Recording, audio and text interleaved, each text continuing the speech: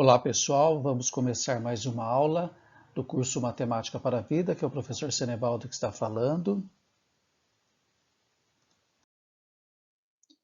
Hoje nós vamos ver a aula 3, ainda matemática básica. Vamos ver aqui, começar a ver um pouco de funções. Vamos ver a definição de função na matemática. A função determina uma relação entre os elementos de dois conjuntos.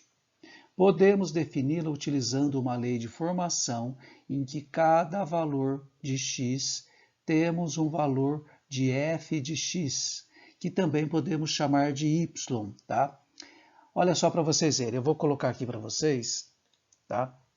Olha só. Olhem só para vocês verem, vamos dar um exemplo prático aqui. Eu tenho esse conjunto A, tá? E agora, dentro desse outro conjunto, tá? Eu tenho um valor correspondente, tá? Então, é zero no meu domínio, que todos os elementos desse primeiro conjunto eu chamo de domínio, todos os elementos dentro desse outro conjunto eu chamo de imagem, tá? Aqui eu tenho 1 no conjunto domínio, lá do outro lado eu tenho 1 novamente. Agora aqui eu tenho 2, do outro conjunto que é a minha imagem, eu vou ter o 4. Tenho 3 aqui, no outro conjunto eu tenho 9. Então percebam que aqui eu tenho o conjunto que eu chamo de domínio, tá? E aqui eu tenho o conjunto que eu chamo de imagem. Todos os valores aqui desse conjunto, eles têm um valor correspondente lá no outro conjunto imagem. Então o 0 vale 0, o 1 ele corresponde ao 1, o 2 ao 4 e o 3 aqui corresponde ao 9 na minha imagem. Aí vocês podem perguntar assim, mas o que aconteceu com os elementos desse conjunto do A aqui, vamos chamar ele de A, para chegar com estes valores aqui neste conjunto, na minha imagem? O que aconteceu com o meu domínio para que eles chegassem com esses valores na minha imagem? Que operação matemática que foi realizada em cada um desses números, no 0 para se transformar em 0, no 1 para dar 1 aqui, no 2 para dar 4 e no 3 para dar 9. Qual foi a operação matemática, será, que foi envolvida? Olha só para vocês verem, é exatamente essa daqui. Se eu multiplicar 0 vezes 0, 0, 1 vezes 1, 1, 2 vezes 2, 4, 3 vezes 3, 9. A mesma coisa aqui, né? 3 elevado ao quadrado, 9. Ou seja, todos os elementos aqui deste conjunto foram elevados ao quadrado para que eu tivesse este conjunto imagem. Agora aqui é a representação no plano cartesiano, tá? Então, recordando aqui, eu tenho o eixo das abscissas e o eixo das ordenadas, tá? Aqui o eixo x, o eixo y, o encontro entre as duas retas, o x e o meu y, eu tenho o meu ponto zero. Aqui eu tenho os números positivos para x, negativos para x, positivos para y, que é a minha ordenada, negativos para y. E aqui um exemplo de aplicação. Então aqui você tem, por exemplo, esse ponto. Ele é formado, observem que entre parênteses o primeiro valor é sempre do x e o segundo valor do y. Então eu tenho 3 do x menos 2 no y. Eu tenho ponto 3,2. Aqui este outro ponto, tá? 2,3. Ou seja, o meu primeiro elemento, que é o x, saiu daqui do 2. E o segundo elemento é o 3, que saiu aqui do y. Tá? Agora, olha só para vocês verem. Representação gráfica de uma função. Primeira coisa, né, vamos ver aqui este conjunto que é o mesmo que nós vimos lá atrás, aquele mesmo exemplo que eu passei para vocês de função. Então, olha, 0 no 0, 1 no 1, 2 no 4, 3 no 9 e 4 no 16. Se tivesse 5, qual seria aqui? 25. Se tivesse menos 1 aqui, seria no 1, tá? E assim sucessivamente, tá? Porque a lei de formação aqui é x elevado ao quadrado. Os elementos do meu conjunto A elevado ao quadrado, este é o meu domínio, vão dar estes elementos aqui do conjunto B, que é a minha imagem. Ah, mas e esses elementos aqui que não têm valor correspondentes no conjunto A? Eles podem ficar ali sossegadamente, só que, como eu acabei de dizer, eles não vão ter o número correspondente no conjunto A, que eu chamo de domínio. Agora aqui está a representação gráfica. Então, olha só para vocês verem. Eu não acabei de falar aqui que os elementos aqui do A, eles foram todos elevados ao quadrado? Só que aqui eu coloquei menos 2, menos 1, 0, 1 e 2. Entendam como é feita esta relação. Né? Aqui eu tenho os valores do x, que é o meu eixo aqui das abscissas, é esse aqui na horizontal. Então, esse é o meu x. Quais são os valores do x? Menos 2, 1, 0, 1 e 2. Menos 2, 1, 0, 1 e 2. E quais são os valores do meu y, que também chamo de f de x? Para eu achar os valores de y, eu vou elevar todos os valores do x ao quadrado. Olha a lei de formação. Isto eu chamo de lei de formação. Então, f de x ou y é igual a x elevado ao quadrado. Qual o valor de x? Menos 2. Menos 2 elevado ao quadrado dá 4, por quê? Menos 2 vezes menos 2, 4. Tá?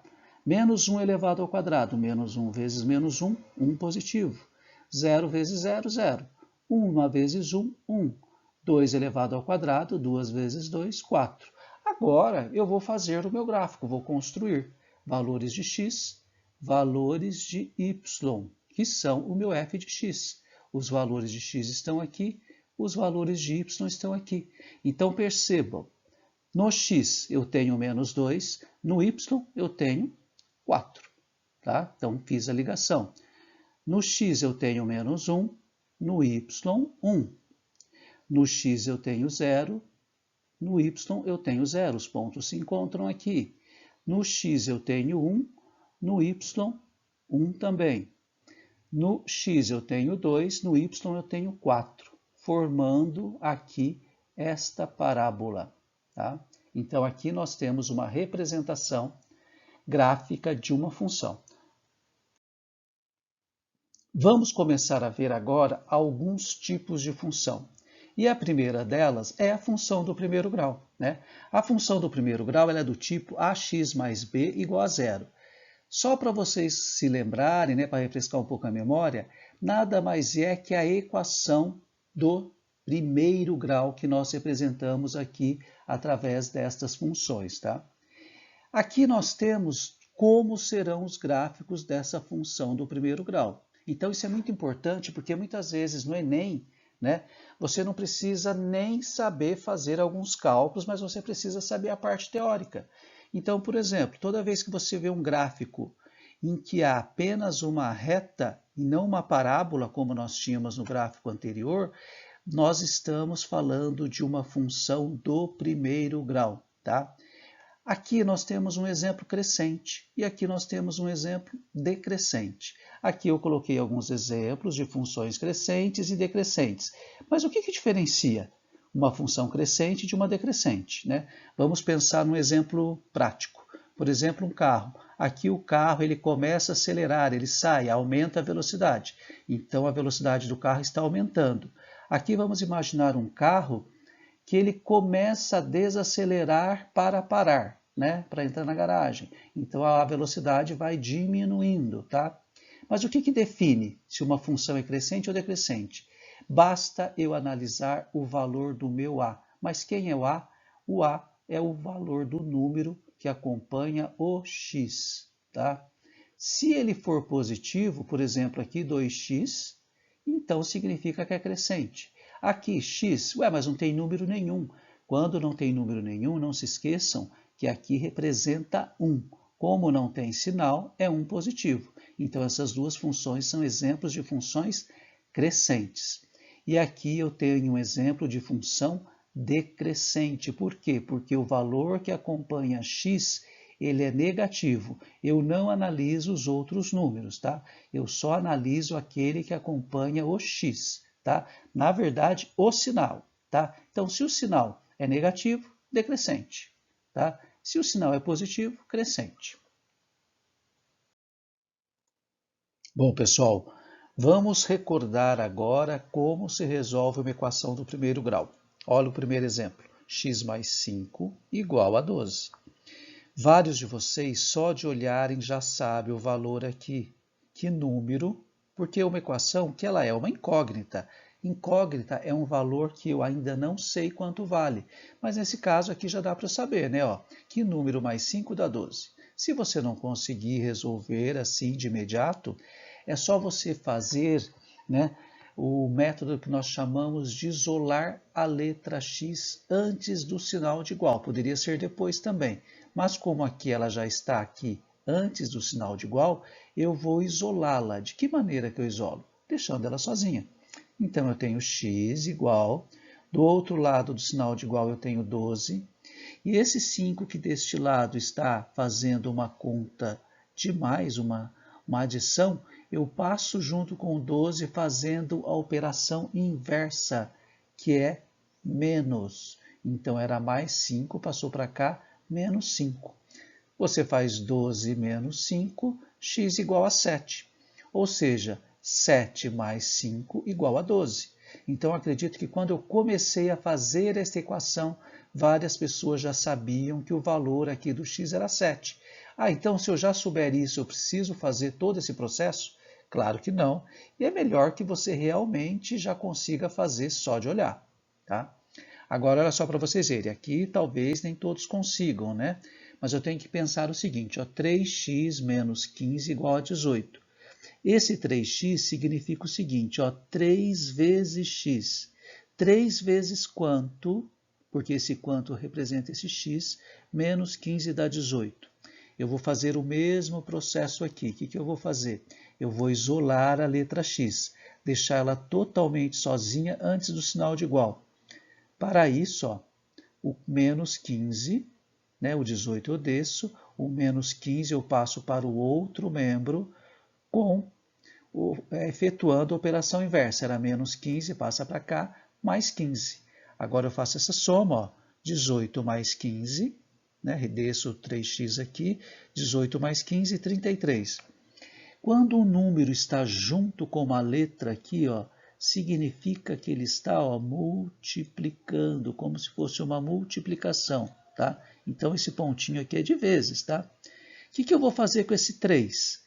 Eu estou passando para o outro lado, fazendo sempre a operação inversa. O inverso da multiplicação, tá, é a divisão. Então, o que eu fiz com esse 3 que estava multiplicando aqui junto com x? Eu passei dividindo.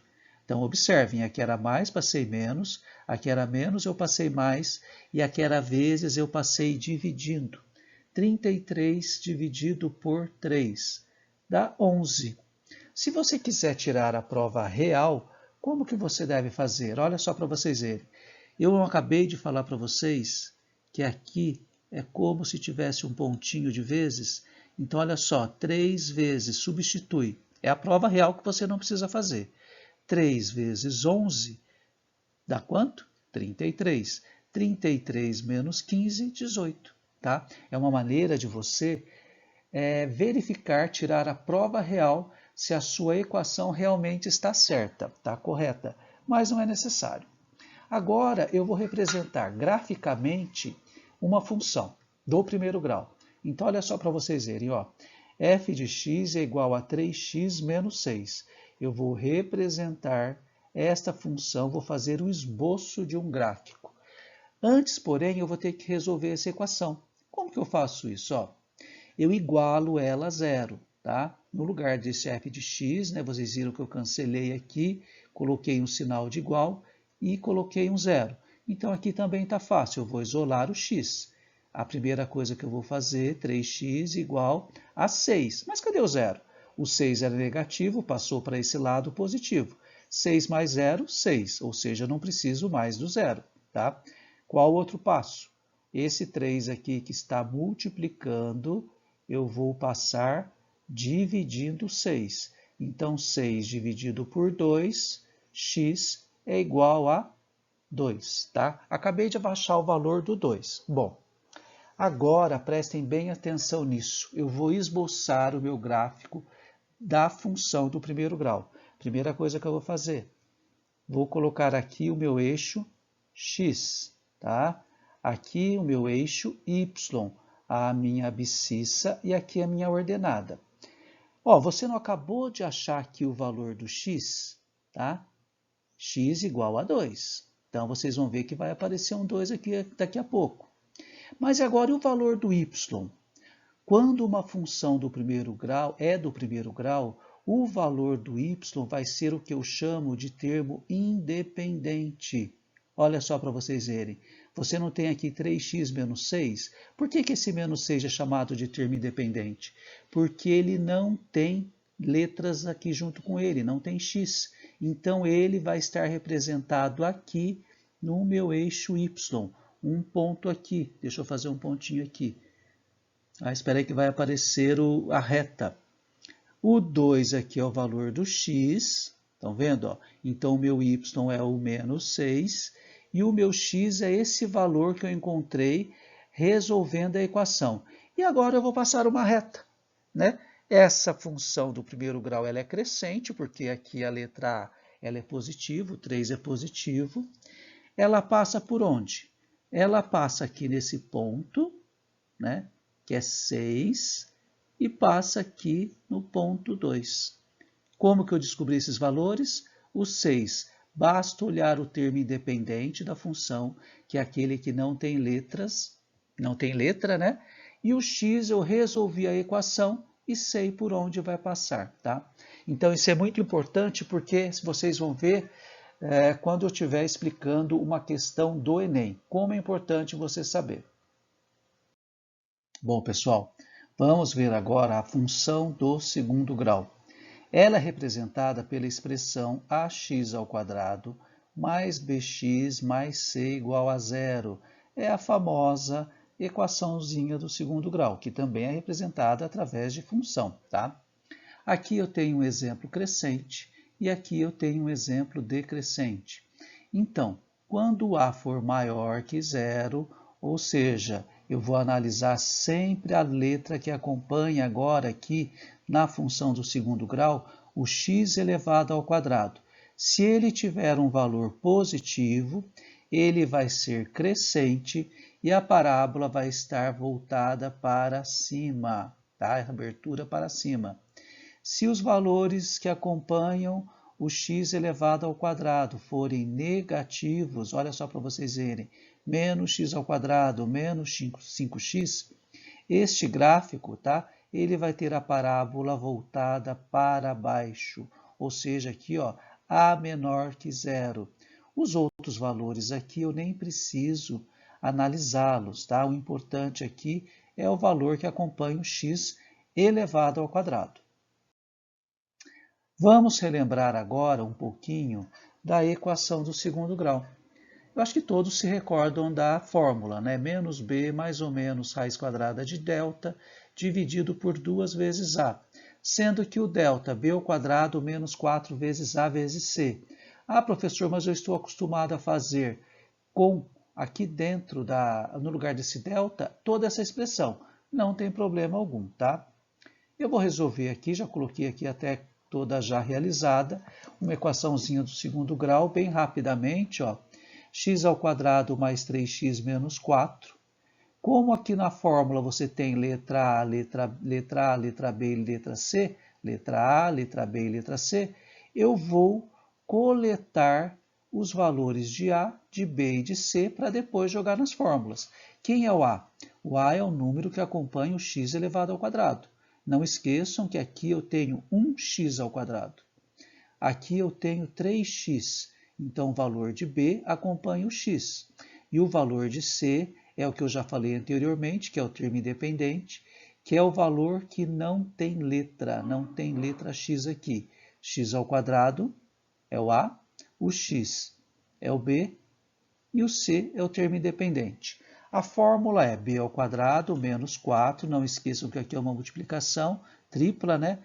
Menos 4 vezes A vezes C. Mas de onde é esse menos 4? Faz parte da fórmula. Agora é só trocar as letras pelos números que eu coletei aqui, tá? Então a letra B vale 3, o menos 4 é da fórmula, letra A vale 1 e a letra C vale menos 4. E aqui agora é só fazer as operações matemáticas. 3 elevado ao quadrado, 9. Aqui eu vou fazer essa multiplicação. 4 vezes 1, 4. 4 negativo vezes menos 4. Ou posso fazer 4 vezes 4, 16. Menos vezes menos mais. 9 mais 16, 25. Achei o meu delta, vou jogar nessa segunda fórmula. Olha só para você ver, menos b mais ou menos raiz quadrada de delta dividido por 2a. Quem é o meu b? É o 3. Mas eu não posso me esquecer que tem esse menos da fórmula. Coloco mais ou menos, o meu delta deu 25. Tudo isso dividido por 2 vezes a, que é 1. Então agora vamos lá. Menos 3 mais ou menos, raiz quadrada de 25, 5, dividido por 2. Agora eu vou resolver separadamente o menos 3 mais 5 e depois o menos 3 menos 5. Olha só, dividido por 2 todos, né? Menos 3 mais 5 dá 2, positivo, hein? Porque eu estou devendo 3, ganhei 5, fiquei com 2.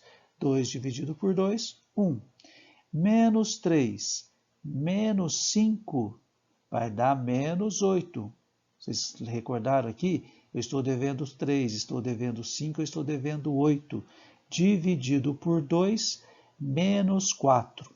Ou seja, numa equação do segundo grau, vocês estão vendo que tem esse 2 elevado aqui, significa também que eu vou ter duas soluções.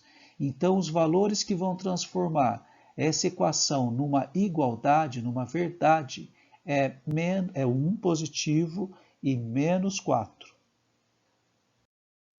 Bom, pessoal, eu não posso deixar de falar com vocês a respeito da função exponencial, por conta até da grande utilização dela no ano de 2020 para expressar o rápido crescimento dos casos de coronavírus em algumas regiões do mundo, tá?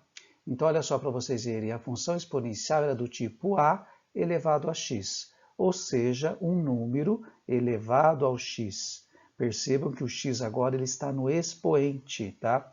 É isso que faz com que ela cresça ou muito rapidamente ou também que decresça rapidamente, tá? Então aqui eu tenho um exemplo de função crescente, onde o valor do a, tá? Ele é maior que 1, tá? Então ele vai ser crescente aqui, tá? E aqui eu tenho o valor decrescente, tá? E olha só para vocês verem. Aqui, ó, são dois tipos de explicação que eram dadas a respeito do coronavírus, tá? Esse aqui é um esboço de um gráfico que foi muito utilizado, tá? Você percebe aqui que durante algum tempo o crescimento ele foi relativamente igual e de repente, de um minuto para o outro, ou de um dia para o outro, no caso, né, ele começa a crescer de uma maneira muito rápida.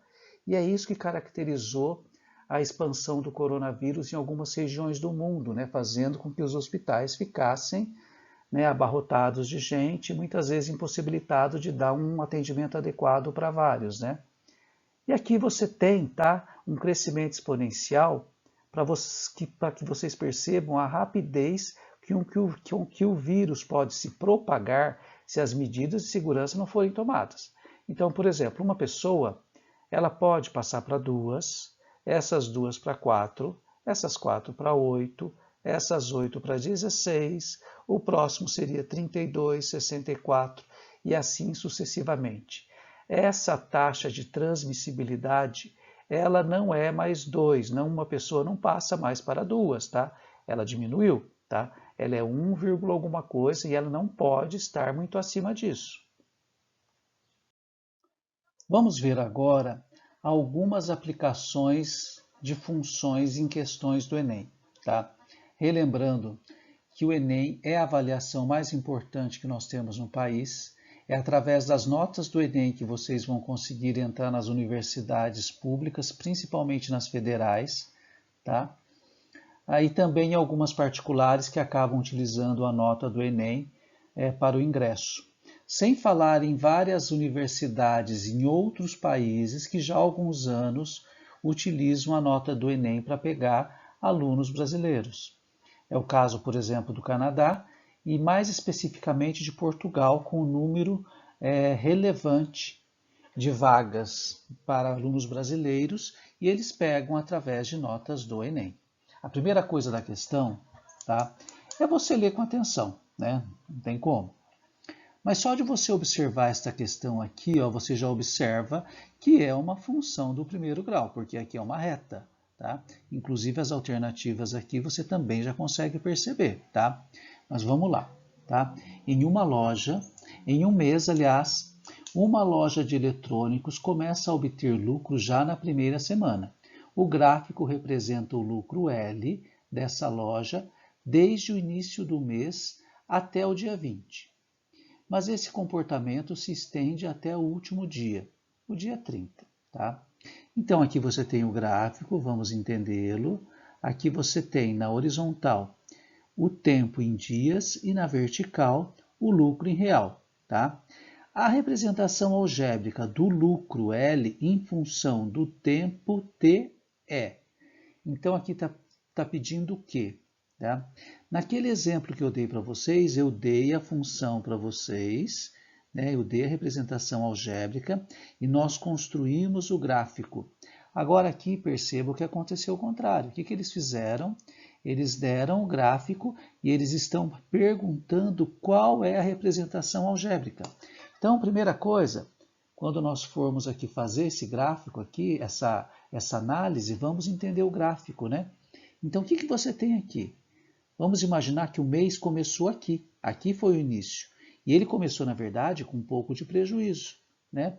Só que depois você pode perceber que após o 5º dia, ele começa a ter lucro. Ele começa a ter lucro e aqui foi analisado até o 20º dia, apesar de que o lucro continua até o dia 30, mas para nós só interessa até o dia 20. Então, o que você tem? Primeira coisa, vamos coletar dados. O que você tem?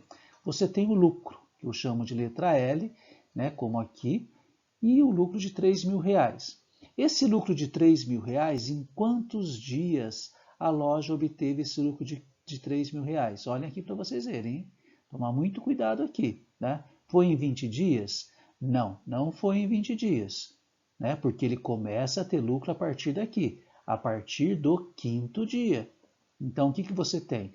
Você tem 20, que é o total, menos 5, então ele tem lucro, esse lucro de R$3.000 em 15 dias. É só você observar aqui também, ó. 5 para chegar no 20, 15 dias. O que eu quero saber agora?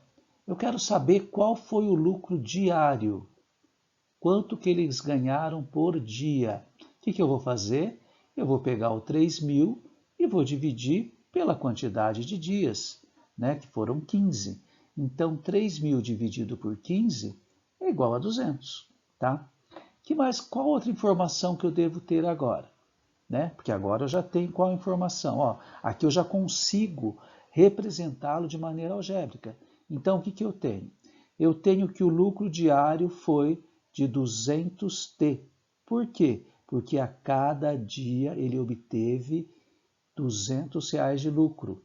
Só que você não tem esse pedacinho aqui, que ele teve um prejuízo, então você tem que tirar 1.000. Né? Ou seja, o lucro diário foi até o dia 20, tá?